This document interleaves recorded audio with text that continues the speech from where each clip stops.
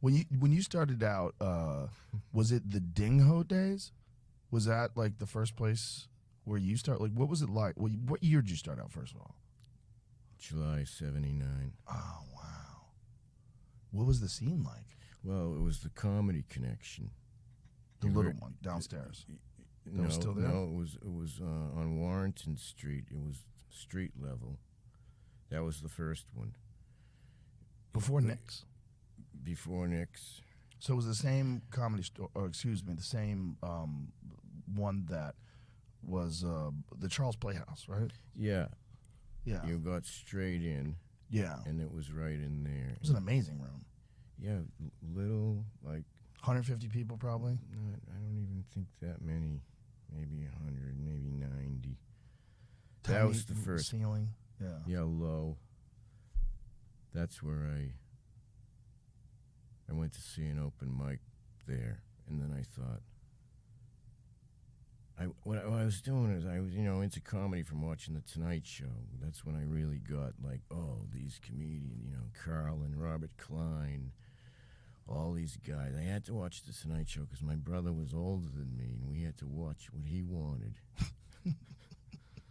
So I started watching. Then I started to like it, and then I heard that there was a club in town, and I thought I should go out. I was 16 when I really was into it, but then when I was about 23, I heard of the club, and I thought, well, maybe I gotta go try it out.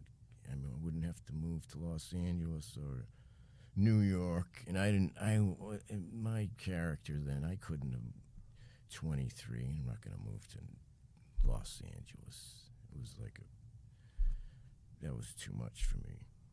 So I went to the Comedy Connection, and I watched a show, and then I learned that there was the open mic nights was every Wednesday. So then I thought, I'm going to go back in 2 weeks. Do you remember your first set? I don't remember. I remember the first joke was, but I don't remember the rest of it. I said I went into a bookstore, and I started talking to this very French-looking girl. She was a bilingual illiterate. She couldn't read in 2 different languages. And that's how you started. Yeah. I had about 3 minutes. So did you always write in that style? Like the sort of non sequitur, absurdist?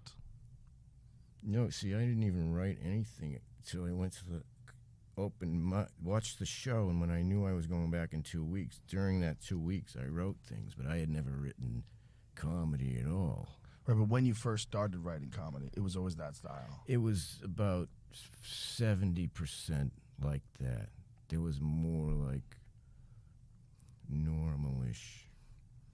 I don't know why it came out like that. I mean,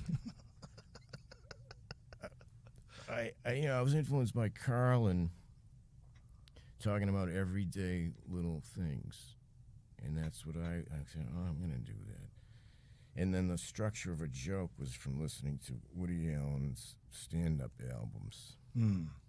But that's just how it came out with those 2 influences, plus my own mind. Well, that's where it gets interesting, right? Because in your own mind, because you have a totally different style than anybody else in Boston. Well, really anybody else in the country, but in Boston at that time, there was a lot of guys like Lenny Clark and Steve Sweeney and Don Gavin. There was all these like very, very funny comics. Great. Every guy you mentioned is great. Hilarious.